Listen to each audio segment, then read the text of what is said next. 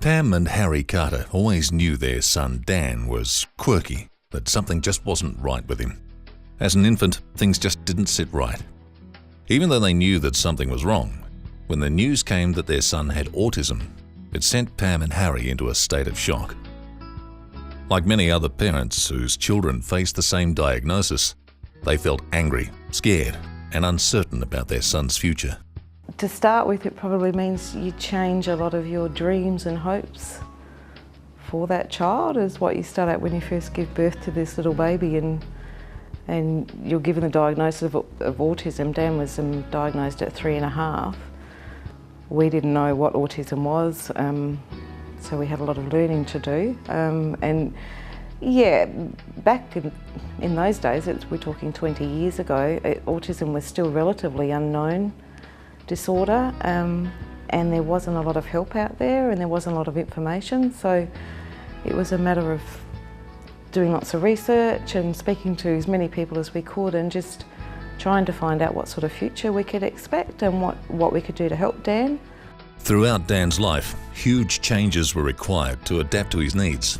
As parents, Pam and Harry knew that as Dan got older, his needs would increase also. This was a young boy growing into a man, and it was inevitable that one day he'd want to leave home and lead his own life.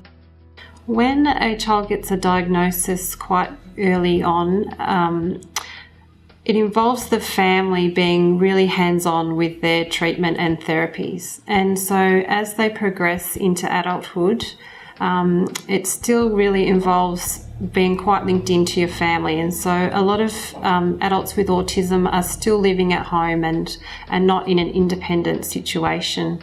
Because people with autism have those social and communication impairments, they don't form long-lasting relationships, and it's really hard for them to find meaningful employment.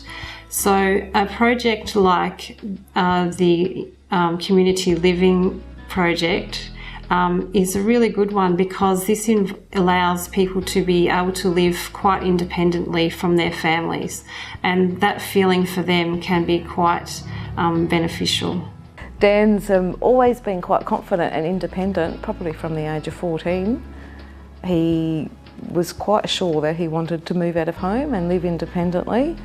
At that stage he said he was going to do it at 18, which we tried to let him know he could live at home as long as we wanted to. We were in no hurry for him to move out, but at the same time I was really excited that he was so confident that he could do it and wanted to do it. So this process has been quite a long one for him. Like I said, he's 23 years old now, but the development that SRS are doing, I think, is just fantastic for somebody in Dan's situation.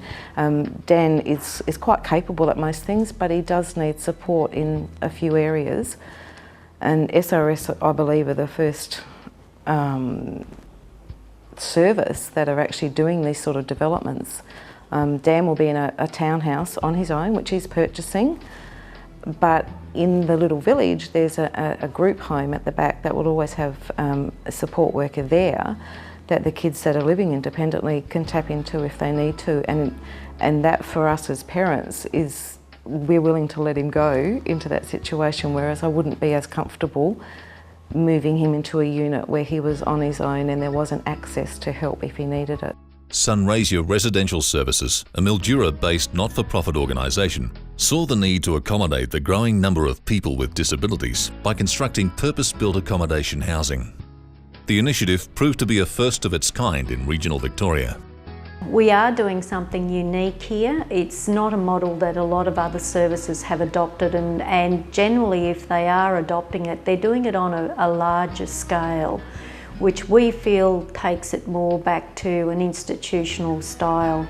One of the things that SRS does is we actually build homes, not institutional houses. We try to make them very homely and we try to blend in with community. So the philosophy that we follow behind is ageing in home and having a transition model.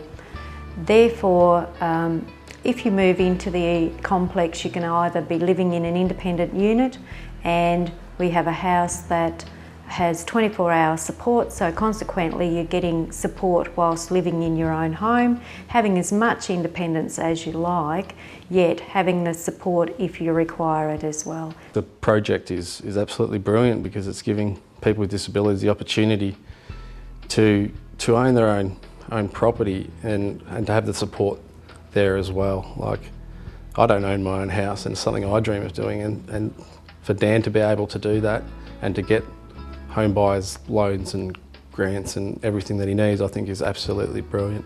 And I think hopefully it just keeps going, keeps moving forward, so everybody has the opportunity to do what Dan's doing. We supported families to try and get the first home buyers grant, and we achieved that with one family, so that was really exciting because I don't think many people with disabilities can actually get a first home buyers grant, so I think that's an achievement. Like the Community Living Project, this allows an individual with autism to be able to live independently or quite independently from their family. So this is so empowering for the individual. Shopping with Dan was efficient and decisive.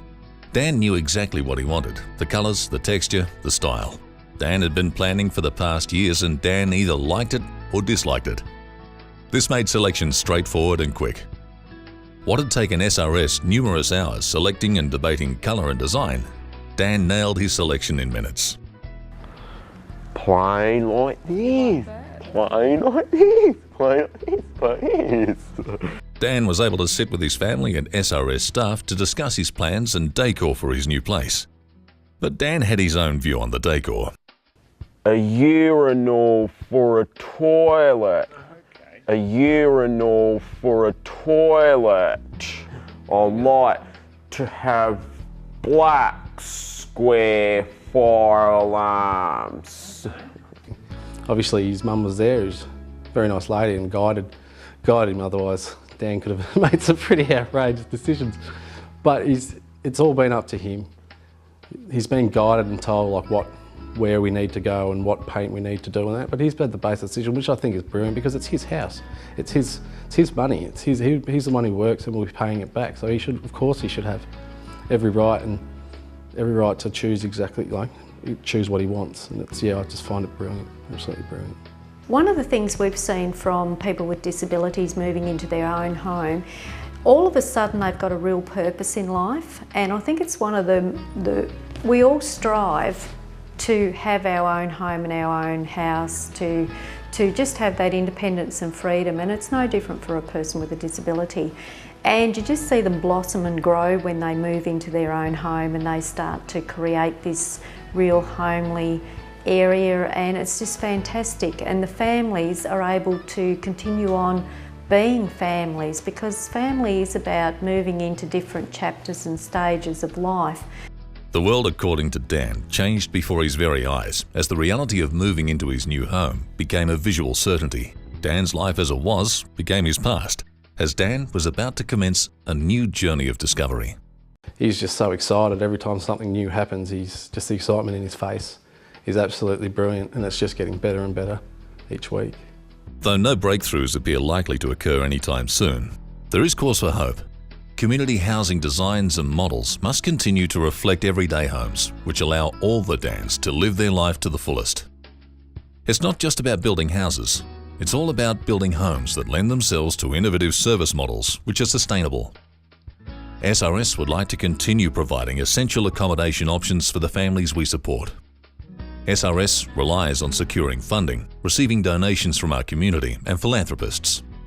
SRS hopes this isn't the last home complex they build.